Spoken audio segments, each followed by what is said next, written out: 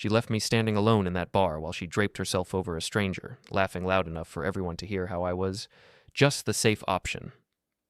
10 minutes later, my phone buzzed. Her voice came through soft, almost trembling. "Are you okay? Do you know I love you, right?" That was when I understood. People like Taylor don't apologize. They check how broken you are. I didn't break. I changed. Before we go deeper into this mess of lies and double lives, please subscribe, drop a like, comment, and click that hype button to keep these stories coming. The bar smelled like spilled beer and desperation. I'd driven straight from a 12-hour EMS shift to meet Taylor at what she called a girls' night wrap-up. My uniform still carried the antiseptic smell of the ambulance, mixed with the coffee I'd spilled during our last call, a cardiac emergency that hadn't ended well. She was at the corner booth, surrounded by her usual crowd. Marcy was there, naturally. That woman collected gossip like some people collect stamps, cataloging every piece of drama for future deployment. The others, Brittany, Candace, some girl whose name I never caught, sat in a semicircle around Taylor like disciples waiting for their next instruction. Taylor saw me approach. Her eyes were glassy, unfocused, the way they got after her fourth drink, when her words started slurring just enough that she could pretend she didn't remember what she said the next morning. "Oh, look, everyone," she announced, loud enough to cut through the music and the conversations at 3 nearby tables. "My boyfriend's here, the one who drives people around for a living." Marcy giggled. The others shifted uncomfortably, their eyes darting between Taylor and me. "I don't save lives," Taylor continued, mimicking my voice poorly, dropping it an octave and adding a monotone that sounded nothing like me. "I just transport them. Isn't that right, Dean?" A man sat next to her. Mid-30s, expensive jacket that probably wasn't paid for. I'd seen enough repo notices and eviction letters in people's apartments during calls to recognize someone living beyond their means. His hand rested on her waist with the casual ownership of someone who'd been there before. Not tonight, before tonight. "This is Liam," Taylor said, leaning into him with the kind of familiarity that comes from repetition. "He's an entrepreneur." I'd spent years reading people in crisis, watching micro-expressions, detecting lies through stress responses. The woman who says she only had 2 drinks but can't stand straight. The man who claims his chest pain started an hour ago, but his shirt's been soaked through for 3. Liam's smile didn't reach his eyes. His fingers drummed against the table in a pattern I recognized from people who couldn't pay their tabs. Nervous energy looking for an outlet. "What kind of business?" I asked evenly, keeping my voice neutral. My partner Evan always said I had a good poker face. Years of staying calm while people panicked had trained that into me. "Consulting," Liam said, the universal answer of the unemployed, the word that meant nothing and everything, the verbal equivalent of smoke. Taylor laughed, that high-pitched sound she made when she wanted attention, when she needed everyone in the room to look at her and validate whatever performance she was staging. "See, Dean's always so serious. That's why I need friends who know how to have fun." She stood, wobbling slightly. Liam steadied her with practiced ease, his hand sliding from her waist to her hip, fingers spreading possessively. "We're going somewhere better," she announced to the table. To me, to anyone listening. Somewhere with actual energy, not like this lifeless place. They left together. Her friends avoided my eyes. Marcy smirked, that knowing look that said she'd been waiting for this moment, collecting it for her arsenal of stories. I sat down in Taylor's abandoned seat. The leather was still warm. Her drink sat half-finished, lipstick staining the rim. The bartender, a guy I'd seen here a dozen times, brought me water without asking. My phone rang 11 minutes later. I know because I'd been watching the clock, timing how long it would take, timing how long her guilt would need to ferment before it overflowed. "Dean, are you okay?" Her voice had changed completely. Soft, worried, the performance shifting to a different audience. "Do you know I love you, right?" I watched condensation roll down my glass, tiny rivers forming paths through the frost. "Sure, Taylor. I mean it. You're important to me. You know that, right? You're so important." "Okay. Dean, I'm serious. I don't want you to think, I have an early shift tomorrow. Get home safe." I hung up before she could respond. The silence felt good, clean, like the first breath after surfacing from deep water. Behind the bar, my reflection looked back at me from a grimy mirror. Same tired face. Same controlled expression I wore during calls when someone's family member was coding and I needed to project calm. But something had shifted behind my eyes. Something cold and precise. I picked up my EMS radio from my belt, turned it over in my hands, the familiar weight of it grounding. Then I whispered to myself, so quietly that not even the bartender could hear. Keep talking, Taylor. I need you predictable for what comes next. The clues assembled themselves without effort, like puzzle pieces that had been waiting to fit together. A receipt in our shared apartment for a hotel room I'd never visited. The Grandview Inn, downtown. $240 for a night I'd been working an overnight shift. It was tucked into her makeup bag, crumpled but not destroyed. She'd kept it, maybe as a trophy. Maybe she'd just forgotten it was there. Location tags on Instagram from clubs I'd never heard of. Sapphire Lounge, the Velvet Room. Places with bottle service minimums higher than my weekly paycheck. Posted at 2 a.m., 3 a.m., 4 a.m. on nights when she'd told me she was having quiet dinners with friends. Marcy's loud mouth at the coffee shop 3 blocks from the station, where she didn't notice me in line behind her, where she felt safe to gossip freely. Taylor's been seeing that guy for 3 months. Dean has no idea. She says he's boring, but stable, you know? Like a safety net while she figures out what she really wants. 3 months. While I worked overnight shifts, responding to cardiac emergencies, vehicle collisions, and family disturbance calls, she was building a separate life. A parallel existence where I was the joke instead of the partner. I logged into our shared bank account during my lunch break. The moving fund we'd been building, $8,000 saved over 2 years, $50 here, $100 there, my overtime pay and her brand deals back when she still had them, had been reduced to $432. The withdrawals started 5 months ago, small amounts at first. $50, $75, testing to see if I'd notice, then larger, $300, $500, $800 in a single weekend. Club covers, bottle service, shopping sprees at boutiques I couldn't afford to walk past, a leather jacket for someone, shoes, a watch, gifts for a man she was telling me didn't exist. Taylor came home that night at 1:15 a.m., smelling like cigarettes and someone else's cologne.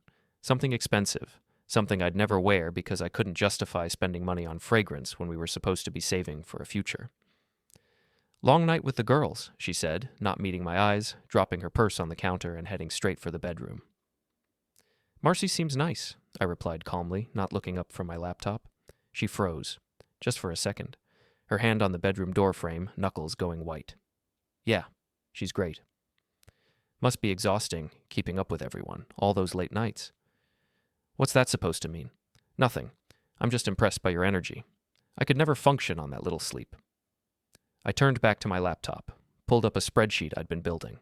Timeline on one tab, expenses on another, locations on a third. She stood there for a moment longer, probably trying to determine if I was being genuine or sarcastic, then retreated to the bedroom. The door closed. Not slammed. That would have required commitment to a position. I opened a new browser tab and started planning in earnest. The next day, I worked a domestic call. Standard stuff. Neighbors complaining about shouting. The woman inside was crying, mascara running in black streams down her face.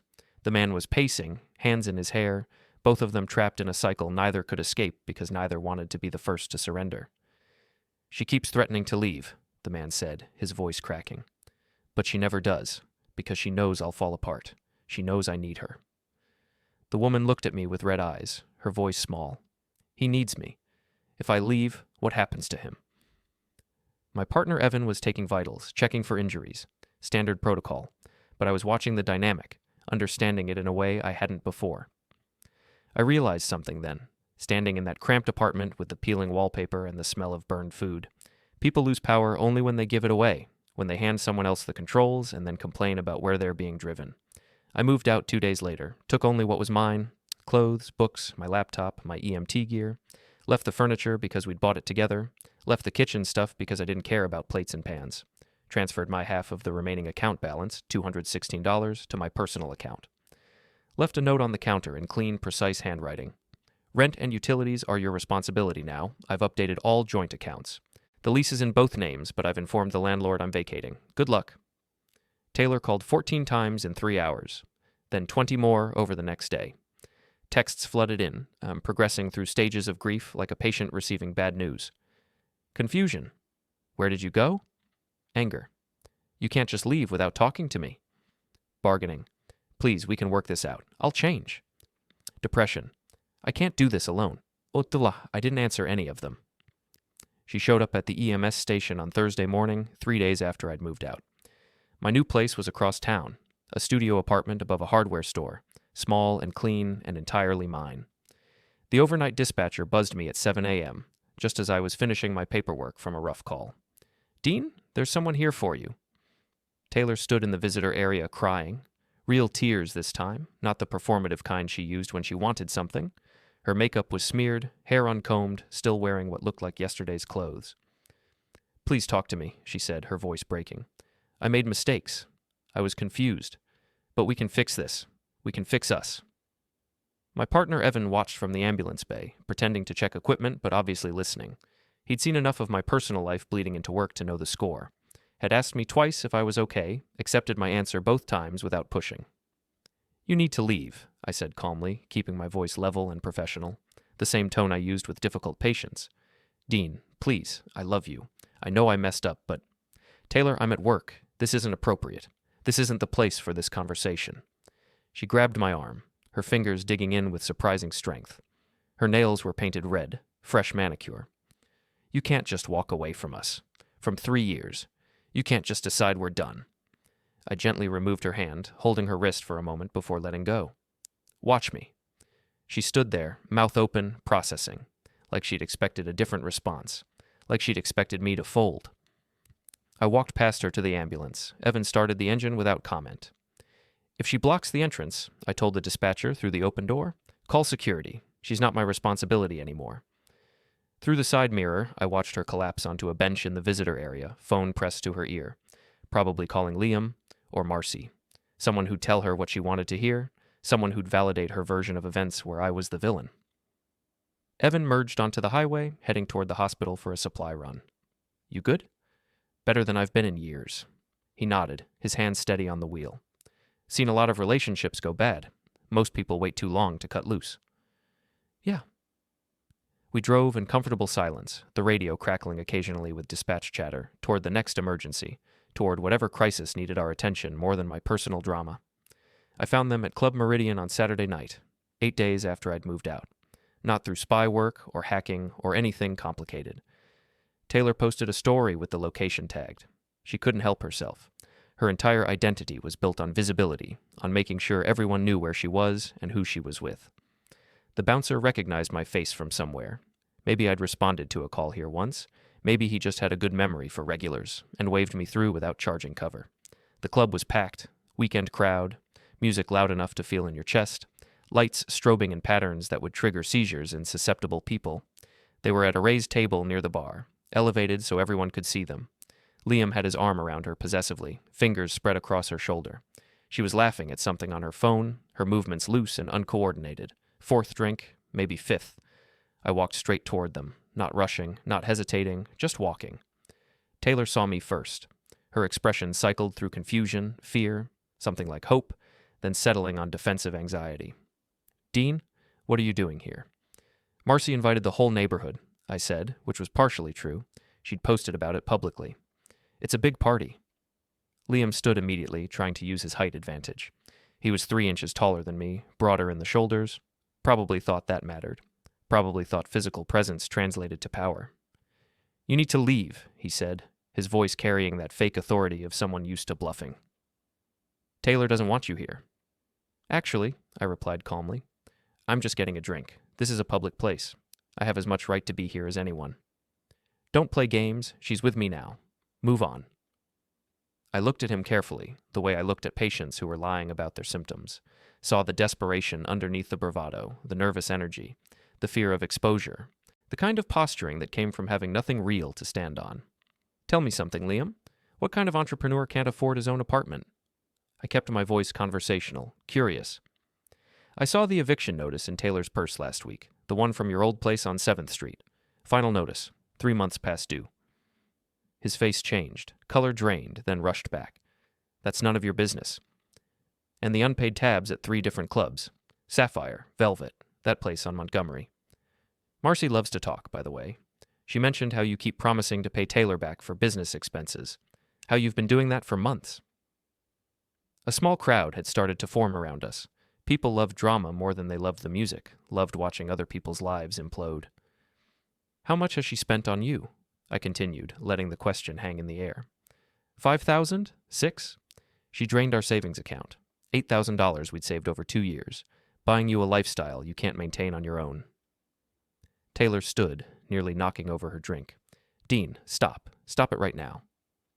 She showed up at my workplace crying, I told Liam, watching his expression shift.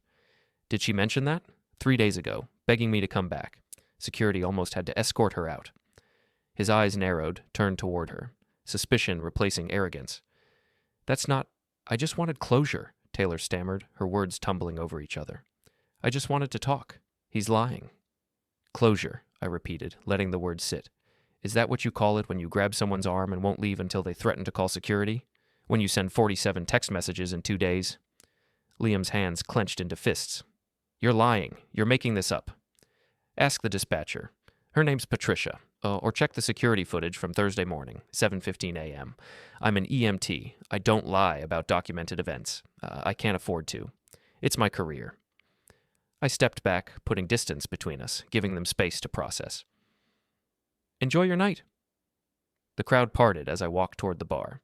Behind me, I heard Taylor's voice rise in desperate explanation, Liam's responses getting louder, sharper, the sound of a relationship fracturing in real time. I ordered a drink at the opposite end of the bar and waited, watching them in the mirror behind the bottles. Taylor's influencer career collapsed slowly, then all at once, like a building with compromised foundation. First, a sponsored post disappeared from her Instagram, a makeup brand, something with serums, then another, hair care products. A makeup brand announced they were moving in a different direction in a carefully worded email that meant they'd seen something they didn't like. Her comment sections filled with questions. What happened to your glow? Why are you posting at weird hours? Screenshots of her mocking me at that first bar started appearing, shared from account to account. Marcy had recorded it. Of course she had. Marcy recorded everything, stored it all for maximum impact later. The video circulated through beauty community forums, Reddit threads, Twitter. Influencer humiliates boyfriend in public, made for good hate-watching content. The algorithm loved controversy. So did people. Taylor lost 3 brand deals in 2 weeks. Her follower count, 42,000 when I left, dropped to 38,000, then 35, then 32. The algorithm stopped favoring her content. Posts that used to get 2,000 likes now got 300. Engagement tanked. I didn't share the video, didn't comment on any posts, didn't need to. She'd built her reputation on a foundation of performance and aesthetic, and the performance had finally caught up with her. People could smell desperation, could see through the filtered photos to the chaos underneath. She tried to apologize publicly, posted a tearful video about growth and learning from mistakes and being authentic. The comments were brutal. Too little, too late. This seems fake. You humiliated your boyfriend and now you're playing victim? Maybe focus less on makeup and more on being a decent person. Liam stopped appearing in her posts after the club confrontation, then stopped answering her calls, according to Marcy's coffee shop gossip, which I picked up secondhand through Evan, whose girlfriend was friends with someone in that circle. He's looking for someone new, Marcy had apparently said, someone who still has money. Taylor's broke and desperate, and he's done pretending. Taylor showed up at my old apartment, the one I'd moved out of, on a Tuesday evening. She waited on the steps for 3 hours before realizing I wasn't coming. Mrs. Patterson, the elderly neighbor who I'd helped carry groceries a dozen times, called to tell me. That girl sat there crying. I almost felt bad for her. Almost. My new place was across town. Small studio above a hardware store. Clean, quiet, mine. No shared anything. No memories embedded in the furniture. No ghosts in the corners. Liam appeared at the EMS station 2 weeks after the club incident. Late afternoon, between shifts. I was restocking the ambulance, checking supplies, making sure we had enough IV bags and gauze. We need to talk, he said, appearing from the parking lot like he'd been waiting. Evan was inside doing paperwork. I stood in the parking lot, arms crossed, letting him make the first move. About what? You've been spreading lies about me, ruining my reputation, turning people against me. I told the truth, at a public club, to your girlfriend, about documented facts. She's broke now because of you. Can't pay her rent. Lost her deals. It's your fault. She's broke because she spent $8,000 of our money on you, and however much more from her own accounts. The hotel rooms, the clothes, the clubs. That's not my fault. That's math. He stepped closer, trying to intimidate through proximity. I'd seen this before. Desperate men making desperate moves when they had no real cards left to play. The bluff before the fold. You need to fix this, he said, his voice low, threatening. Tell people you lied. Post something. I don't care, but you fix it. Or what? Or He hesitated, searching for a threat that would land. You'll do what exactly? I gestured around us. Hit me? In front of an EMS station with security cameras? Go ahead. Give me more evidence. Give me an assault charge to file. I've got nothing but time and documentation. His jaw worked, fists clenched and unclenched at his sides. The physical manifestation of impotent rage. You're pathetic, I said quietly, keeping my voice even. You found someone vulnerable and bled her dry. Used her money, her connections, her desperation for validation. Now you're angry because the money stopped. That's not my problem. That's yours. Security emerged from the building. 2 guys in uniform, Marcus and Joel, both of whom I'd worked with on calls before. Everything okay, Dean? Marcus asked, his hand resting casually on his belt. This gentleman is leaving, I said. They approached Liam, who backed toward his car, an older model sedan with a dented bumper and expired registration sticker. Next time, I told security loud enough for Liam to hear. Don't remove him immediately. Let him talk in public. Let him make his case. He sinks himself faster when people actually listen to what he's saying. Liam's car screeched out of the lot, tires protesting. I went back inside to finish my shift, back to the real work that actually mattered. Marcy's birthday party was at Club Meridian. Same place as before. Taylor posted about it obsessively. She was helping plan, trying to rebuild her social standing, trying to prove she still had value in their circle. Liam would be there. They'd reconciled after he realized his other prospects had dried up. Taylor was broke, but she still had credit cards. Still had enough residual value to squeeze. I arrived an hour early, before the crowd, before the chaos. Found the club manager in his office, a small room behind the main bar with a desk covered in receipts and a computer showing security camera feeds. I need a small favor, I said after knocking. He looked up, recognized me. EMT guy, you were here a few weeks ago. Yeah. There's going to be a scene tonight, I continued. When it happens, I need you to escort the people involved to the center of the dance floor instead of outside. He frowned, leaning back in his chair. Why would I do that? We usually remove problems. Because drama in the middle of the dance floor ends faster. Everyone sees, everyone judges, everyone moves on. It doesn't become a legend. Drama at the door, drama outside. That becomes a story. That brings attention you don't want. He studied me, processing. You're the EMT from last time. That guy with your ex tried to start something, grabbed at you. Yeah. I don't like troublemakers. They're bad for business. This ends it, I promised, permanently. After tonight, they won't come back here. You'll never have to deal with them again. He considered for a long moment, eyes flicking to the security feeds, then back to me. Finally nodded. Center floor. But if anything gets physical, my guys step in hard. I'm not risking my license. Won't be necessary. I don't do physical. Fair enough. I spent the next hour at the bar, watching people arrive. The usual weekend crowd. Young professionals burning money they didn't have. Influencers staging photos. People performing versions of themselves they thought the world wanted to see. Taylor showed up at 9:30, wearing a dress she'd bought with our money 3 months ago. I remembered the charge, $470 from a boutique downtown. Liam was beside her, hand on her lower back, possessive and paranoid. They looked miserable, trying to look happy, forced smiles, tense shoulders, the body language of people who'd rather be anywhere else but couldn't afford to admit it. I waited until they'd settled at their table, until Taylor had finished her second drink when her inhibitions started lowering but before she got sloppy. Until Liam was scanning the room with that nervous energy of someone who owed money to multiple people and wasn't sure who might show up. Then I walked into their sightline, direct and deliberate. Taylor saw me first. Her face went through several emotions in rapid succession: surprise, fear, confusion, something like desperate hope.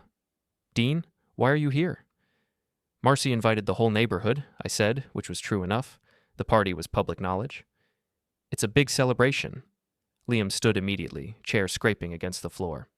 You need to leave, now. I have as much right to be here as you do. Maybe more. I actually pay my tabs. The manager knows me. People at nearby tables were already watching, sensing something about to happen. Drama had a frequency people could detect instinctively. Taylor grabbed my arm, her grip desperate. Please don't do this. Not here. Not tonight. Please, Dean. Do what? Have a drink in a public place? You're trying to humiliate me again. You're trying to ruin everything.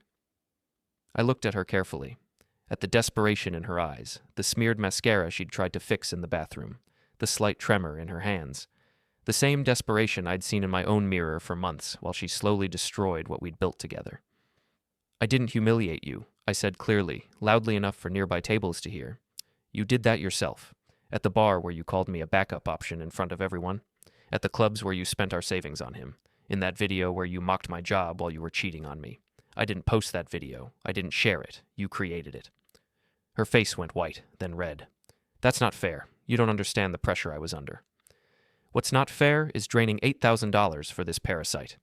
I gestured at Liam. What's not fair is lying for 3 months straight. What's not fair is calling me at midnight drunk, asking if I loved you right after you'd left with him. The crowd had grown substantially. Phones were out. Not my doing, just the natural behavior of people who sense drama worth recording. Liam moved toward me, his face flushed with alcohol and anger.